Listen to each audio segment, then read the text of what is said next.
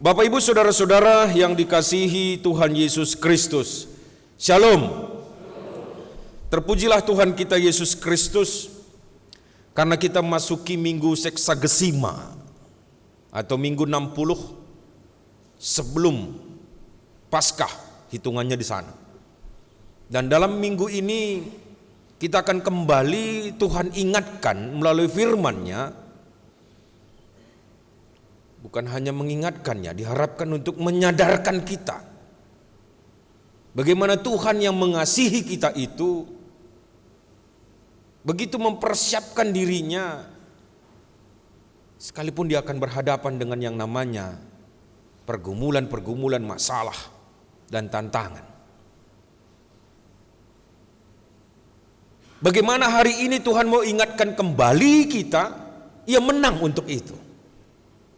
Dengan harapan sebagai orang percaya kepadanya, kita anak-anaknya juga akan menjadi pemenang menghadapi kehidupan ini, menghadapi masa depan, menghadapi atau menjalani tahun 2023 ini. Sekalipun kita tidak tahu apa yang terjadi, sekalipun ada yang mungkin agak pesimis mau seperti apa, sekalipun mungkin kita sudah disuguhkan 2023 ini mungkin ada krisis, mungkin ada berbagai hal yang terjadi. Sekalipun 2023 ini masih kita berkutat tanda kutip dampak dari pandemi COVID-19 yang terus masih kita rasakan, dan kita tidak tahu sampai kapan. Dan bahkan sulitnya mungkin ada orang yang mencari pekerjaan. Belum lagi munculnya berbagai sakit penyakit yang kita tidak tahu bentuknya seperti apa, apakah ada varian-varian baru lagi dan sebagainya. Bapak Ibu saudara-saudara, secara logika itu cukup mengkhawatirkan. Mungkin agak nggak enak kita bahasakan sebagai orang Kristen, tapi mungkin cepat kita akan tangkap, mungkin itu menakutkan bagi kita. Dalam kondisi itu, hari ini, minggu Seksagesima ini, Tuhan mau katakan bahwa aku memenangkan segala pencobaan dan berharap bahwa engkau pun anak-anakku menjadi pemenang untuk itu. Dan kita akan lihat bagaimana dalam Injil atau kitab Yohanes ini pasal 10 ayat 22 sampai 42, pergumulan atau situasi yang dialami oleh Yesus yang disuratkan oleh Yohanes. Kita paham betul kalau kitab Yohanes itu lebih menekankan tentang Yesus sebagai anak Allah secara keseluruhan dalam Injilnya, dan menekankan kemahakuasaannya. Begitu banyak sebenarnya bisa kita artikan, karena hanya Injil Yohanes lah yang berbeda, dia menerjemahkan tentang siapa Yesus. Dia bukan dari lahirnya, tapi langsung Yesus yang dewasa. Dan hanya Yohanes lah yang mengartikan dalam Alkitab bahwa pada mulanya adalah firman, yang diterjemahkan dengan Tuhan. Dan oleh karena kita bisa bayangkan, oh iya, penulis ini mau mengartikan itu. Dan ketika disuguhkan hari ini kita melalui teks pasal 10 ayat 22 sampai 42, terlihat jelas bagaimana perjalanan Yesus yang boleh dikatakan tiba di Yerusalem pada waktu pentahbisan Bait Allah. Mungkin kita bayangkan pentahbisan itu hanya sekali, tapi secara tradisi ini mereka lakukan mungkin setiap tahunnya. Bukan dalam artinya mentahbiskan seperti kita ditangkuhkan atau dikukuhkan atau dilantik. Ada periodenya. Tapi ini menjadi suatu kebiasaan, semacam ritual yang mereka lakukan. Nah, ketika momentum itulah Yesus datang ke Yerusalem, dan seperti biasa dan seperti banyak orang dia berjalan di serambi yang boleh dikatakan di sana di bait Allah itu, dan sampai dia di serambi Salomo. Ya mungkin sedikit saja informasinya. Serambi Salomo itu hampir sering dipakai untuk pemberitaan, pengajaran. Oleh karenanya wajar di sana berkumpul ahli-ahli. Wajar di sana berkumpul orang-orang yang mengetahui tentang Taurat, tentang undang-undang Yahudi dan sebagainya. Dan kesanalah Yesus. Dan di sanalah dia, kalau boleh kita dramatisir sedikit, dikelilingi oleh ahli-ahli dengan satu pertanyaan yang boleh kapan kau, ya saya pakai bahasa Karo sedikit lah, kata waringi pangadidu kam ngerane, kira-kira begitu. Kemudian Yesus menjawab dengan santainya, dia mungkin nggak terlalu peduli. Kemudian langsung dicecar lagi dengan satu pertanyaan-pertanyaan. Kamu ngaku-ngaku sebagai anak Allah. Apakah engkau benar sebenarnya yang dijanjikan, Mesias yang dijanjikan itu? Seperti itu pertanyaan awalnya. Pada dasarnya ada dua pemahaman di sana. Ada mungkin ahli-ahli Taurat atau orang-orang Yahudi di sana mungkin saja tidak mengenal Yesus karena mereka sibuk di bait Allah. Ada juga orang yang dari luar yang datang yang sudah mendengar tentang Yesus. Dan orang-orang seperti ini sering sekali mengandalkan pemikiran, pengetahuan dan pemahamannya. Sehingga upaya-upaya untuk menjebak Yesus itu selalu muncul mengiringi perjalanan Yesus dalam pelayanannya. Dan saudara-saudara, inilah yang diperdebatkan di sana tentang apakah Yesus Mesias yang dijanjikan. Dan Yesus menjawab bukan dengan, ya aku Mesias itu. Bukan seperti itu cara Yesus. Tapi bagaimana ia menceritakan, menjelaskan dan memberikan edukasi kepada orang-orang Yahudi dan para ahli yang ada pada saat itu tentang kuasa yang diberikan Allah kepadanya. Bahwa Yesus mau mengatakan, aku telah menerima kuasa dari Bapakku, dan apa yang kulakukan, apa yang kukatakan adalah dari Bapakku, dan melalui aku orang mengenal akan Bapakku. Dan siapa yang percaya kepadaku, maka ia adalah bagian dari Bapakku. Sehingga di akhirnya menyimpulkan, karena aku dan Bapa adalah satu. Penegasan utamanya adalah Yesus mau mengatakan, aku ini orang yang diurapi, yang diberi kuasa, yang akan menyelamatkanmu. Karena kan tradisi atau pemahaman Yahudi pada saat itu, setelah runtuhnya kerajaan Daud, boleh dikatakan Israel ini kan terpuruk terus, hancur betul. Sehingga mereka selalu merindukan kembalinya kerajaan Daud. Itu yang selalu mereka inginkan. Sehingga sering saya katakan, ya mungkin kalau Bapak Ibu ada yang sudah ke Yerusalem, di tembok ratapan itu, coba tanyakan pada orang Yahudi itu, apa doa mereka sampai diturun-turunkannya kepalanya di tembok ratapan itu. Mungkin banyak doa, tapi satu doa yang tidak pernah mereka lupakan, yang tidak pernah mereka akan tinggalkan. Apa? Kembalikan kerajaan ini. Karena itu tembok ratapan kan sejarahnya di sana dulu bait Allah berdiri. Sekarang sudah masjid di atas, kan begitu. Di bawah digali orang itu terowongan, kan begitu. Orang otak-otak Yahudi kan hebat semua. Nah seperti itulah kondisinya. Sehingga pengharapan mereka tentang bangkitnya suatu Mesias yang dijanjikan itu adalah mengembalikan kerajaan Daud. Tapi Yesus yang mengatakan akulah Mesias, akulah yang datang itu sangat mereka tidak bisa terima dengan logika. Sehingga apa yang dilakukan Yesus sekalipun banyak tanda-tanda mujizat yang terjadi, itu mereka masih sangat sulit untuk percaya. Oleh karenanya Yesus berani berkata bahwa aku sudah katakan kepadamu. Mungkin saja karena mungkin bukan orang karo dulu Yesus itu kan gitu. Enggak, gue katakan baru nih. Mungkin seperti itu. Ini pun begitu, udah kukatakan sama kamu berulang-ulang.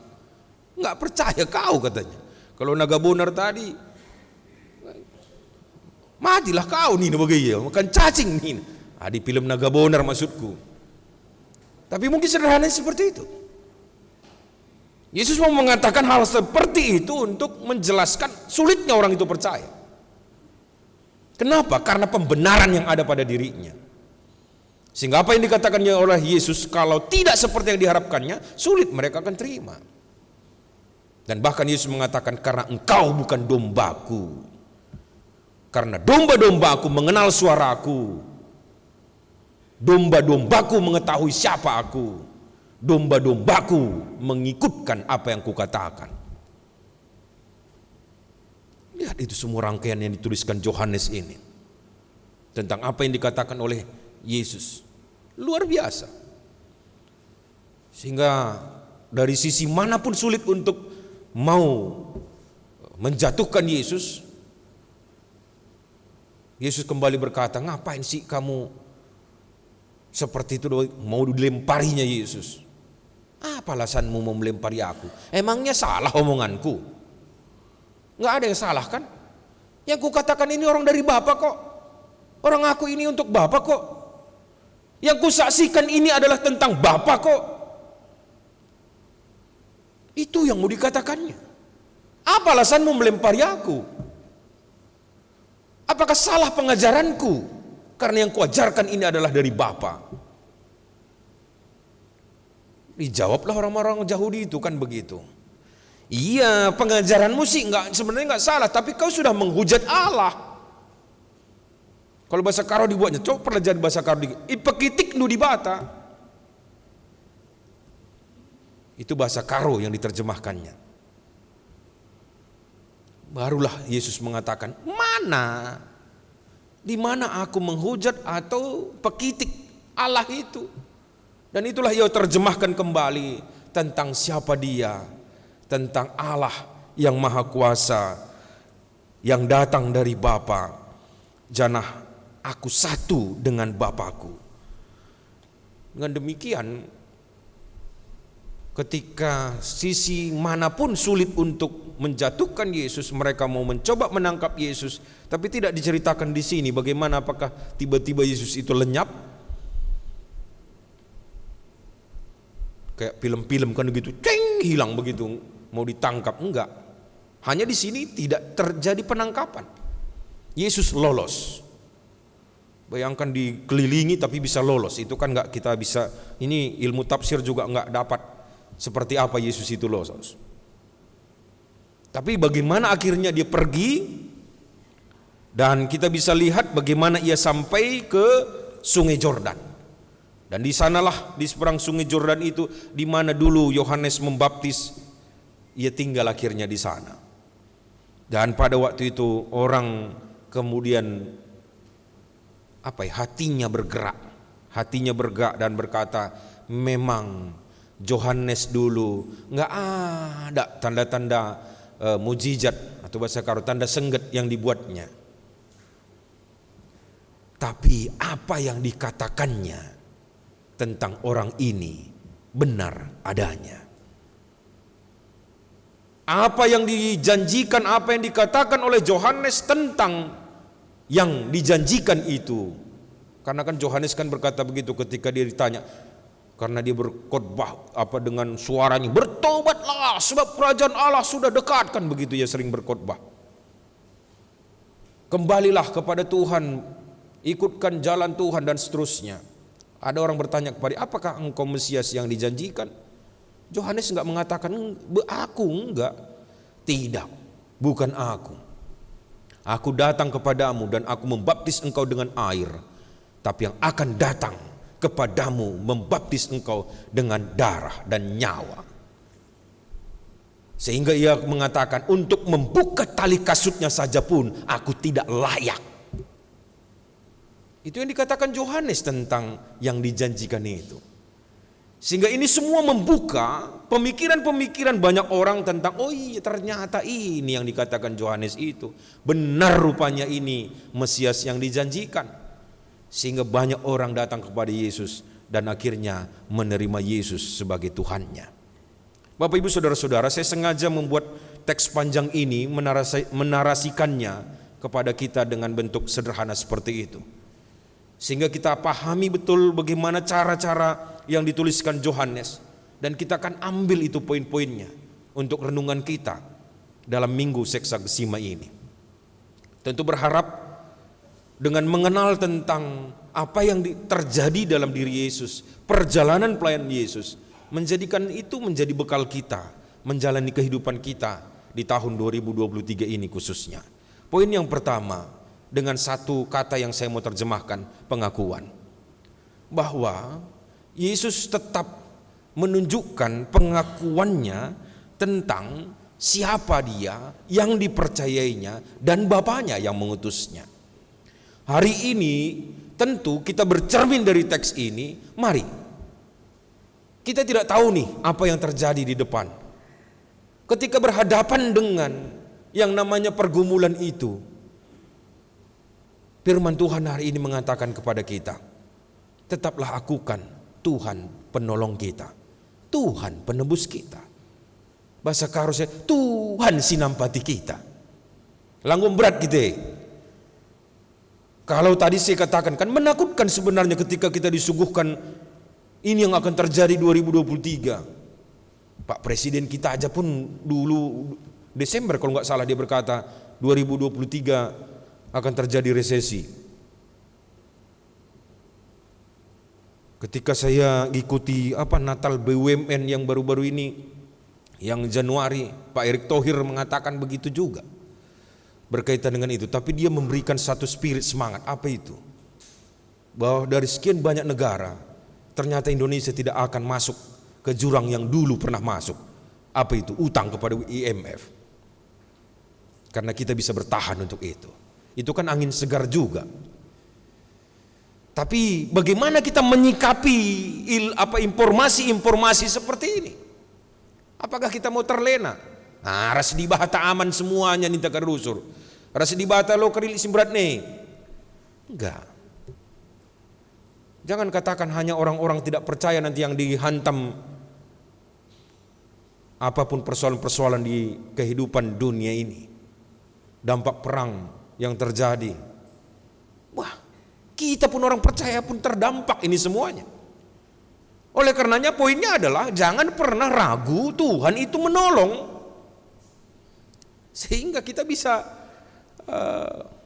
mempersiapkan diri. Yesus juga kan seperti itu. Sehingga tema kita hari ini Yesus kuat, Yesus paguh nih bahasa karo, ngalahkan atau menghadapi namanya kesengsaraan atau pencobaan. Itu yang diperlihatkan oleh Yesus. Pengakuan menjadi penting. Kenapa? Karena ketika pengakuan itu kita akan masuk kepada mengatakan, oh iya aku tidak bisa menjalani ini semuanya tanpamu Tuhan. Kaulah yang punya kuasa. Walaupun kuasa itu kau berikan kepadaku sebagai anakmu. DNA Allah itu ada pada diriku. Tapi tanpamu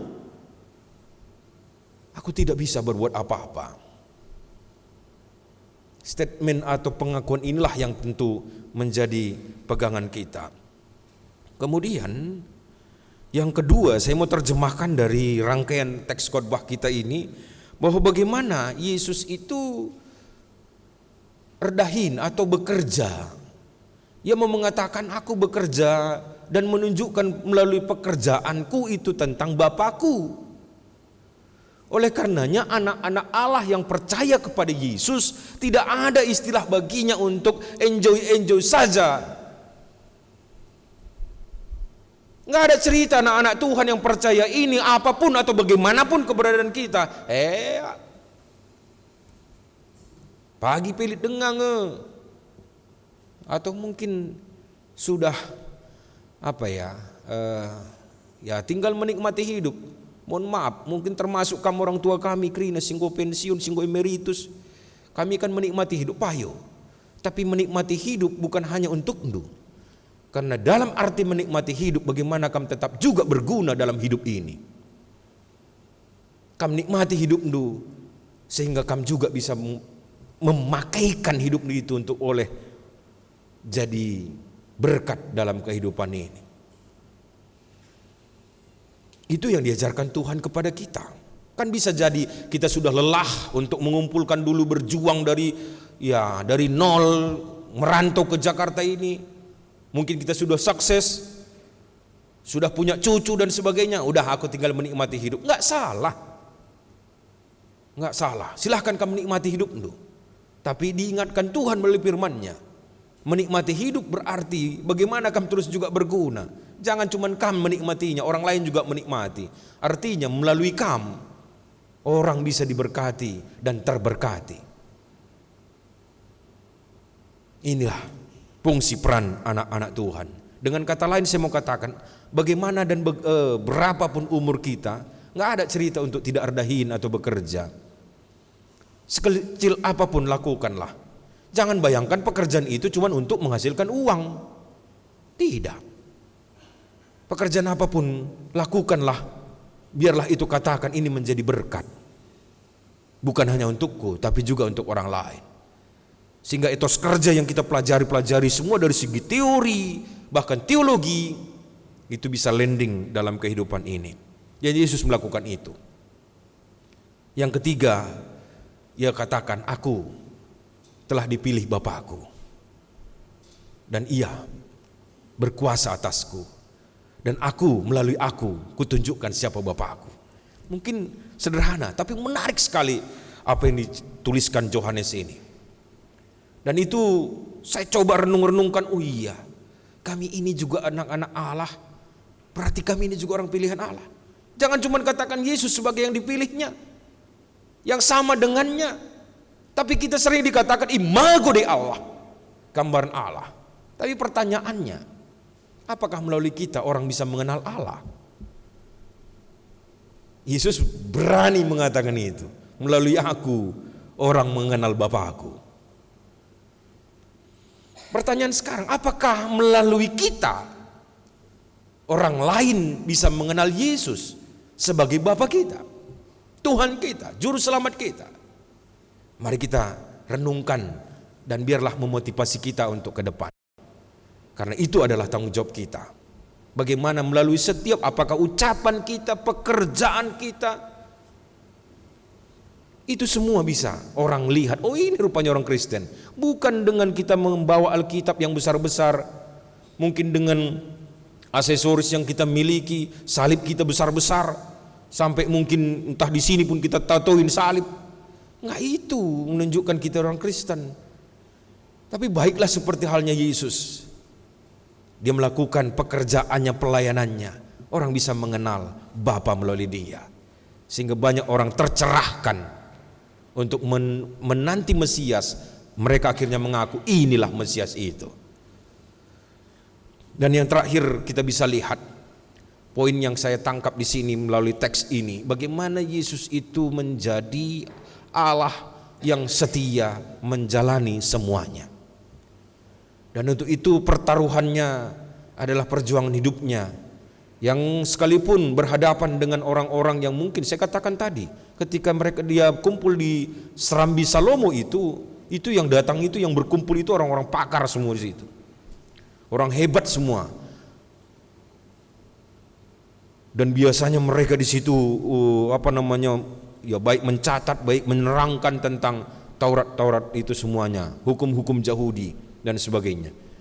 Itulah yang Yesus hadapi. Bayangkan bagaimana perjuangannya untuk menjelaskan tentang itu.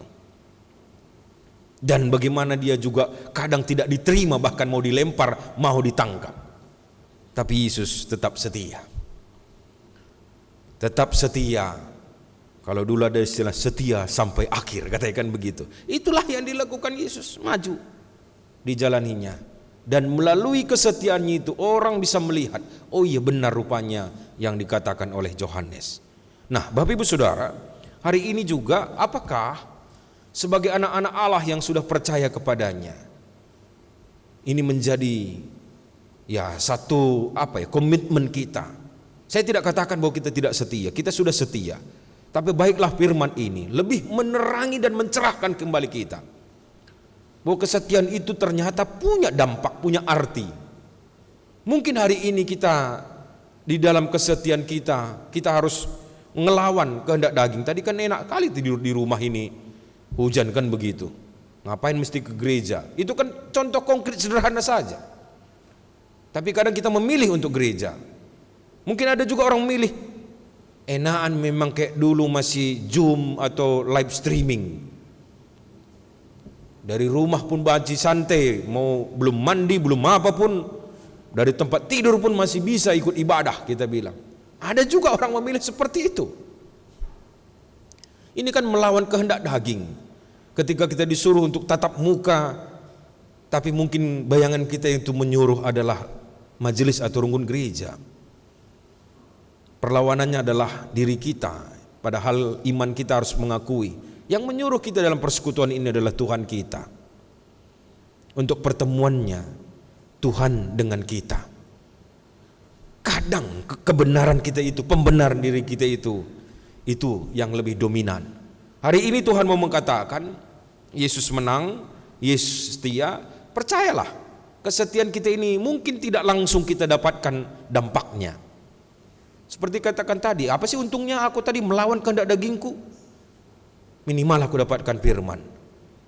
Kembali nanti ada kita lakukan kegiatan-kegiatan gereja, belum lagi dikatakan apa yang harus kita kerjakan atau kejar 2023 ini. Itu pun boleh dikatakan sering berlawanan dengan hati nurani kita lah, mungkin ego kita.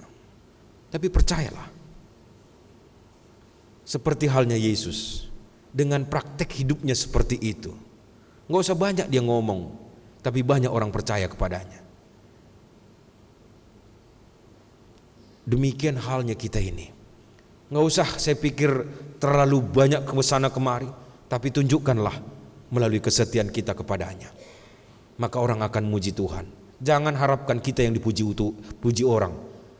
Kalau hanya kita yang dapat pujian, apalah kita ini? Nggak layak sebenarnya. Baiklah hanya Allah kita, hanya Tuhan kita yang mendapat pujian. Dan Bapak Ibu Saudara-saudara, dari poin-poin ini, mari kita mau kejar perjuangan kita 2023 ini. Tentu saya tetap sebagai pendeta, sebagai ketua klasis, mewakili gereja kita juga. Ada yang mau kita kejar 2023 ini sebagai sasaran pelayanan GBKP. Bagaimana jemaat menjadi pelaku aktif, bagaimana jemaat ikut ambil bagian, bagaimana jemaat dari hati untuk boleh memuji memuliakan Tuhan. Saya selalu kemanapun sekarang itu yang saya katakan, mungkin saya berulang-ulang. Kemarin di acara Moria pun saya katakan pula seperti itu. Karena itu dari Mudraman, dari pengantarnya katakan, dalam posisi sekarang masih 40% tingkat kehadiran partisipasi jemaat kita. Kita mau kejar 2023 ini 70%. Ini sebenarnya logikanya berat. Tapi itulah, sulit, logika akan mengatakan sulit. Tapi anak-anak Tuhan mengatakan ya dan amin. Dan marilah, seperti slogannya, ikut hatiku sada, kan begitu. Kalau itu menjadi bagian kita masing-masing itu enggak sulit. Tapi kalau kam saja ya, aku sibuk dengar, berat dengar, melala dengar dahinku, memang sangat sulit. Tapi selalu semuanya aku bakal ikut hatiku sada. Nah, bagaimana mencapai ini? Nah, tentu hari ini melalui khotbah-khotbah, melalui PA-PA, melalui PJJ selalu akan diingatkan. Saya sering tantang itu. Kalau kita mau mengatakan GBKP ini daya tariknya ini dari khotbah, dari liturgi, dari pertua diakennya atau pendetanya, nggak bisa, nggak tertarik orang. Sekian tahun GBKP ini boleh dikatakan pertumbuhan kita itu pertumbuhan bapakku GBKP, aku anaknya GBKP. Mungkin ada kawin anakku sama apa, baru di sana dia tariknya ke persentasenya sangat kecil. Pertumbuhannya begitu. Apa daya tarik kita? Satu yang sangat dibanggakan di GBKP adalah diakonia. Pelayanannya. Itu yang sangat dibanggakan. Tapi mungkin masih jalan di tempat sekarang regenerasinya. Nah, diakonnya itu juga dikonkretkan. Saya berharap untuk ke depan ini tantangannya adalah hati kita cuman. Saya katakan itu. Kalau Yesus banyak pencobaan yang dia menangkan. Tapi sekarang menangkanlah pencobaan hati kita. Apa itu ego kita? Jangan kamu menganggap bahwa pekerjaan untuk menyapa orang, mengingatkan orang, atau mungkin menyentuh orang ke hatinya itu bukan bagian du. Anggaplah itu menjadi bagian du. Jangan menganggap kamu rendah kalau itu kamu kerjakan. Olah katakan itu kan dahin pendeta, dahin pertudiakan, dahin pengurus PJJ. Enggak itu. Ini sekarang mari, dahinku iberikan Tuhan manbangku. Itu pekerjaanku. Semua jemaat akan berkata begitu.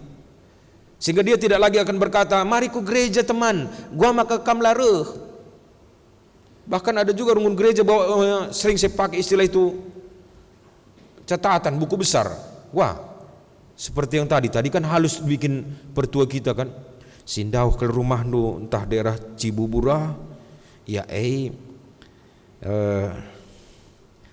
pindonulah surat pindah nu, kira-kira kan begitu. Halus masih itu. Karena kita memang punya tata krama, punya budaya, tersinggung karya kan begitu.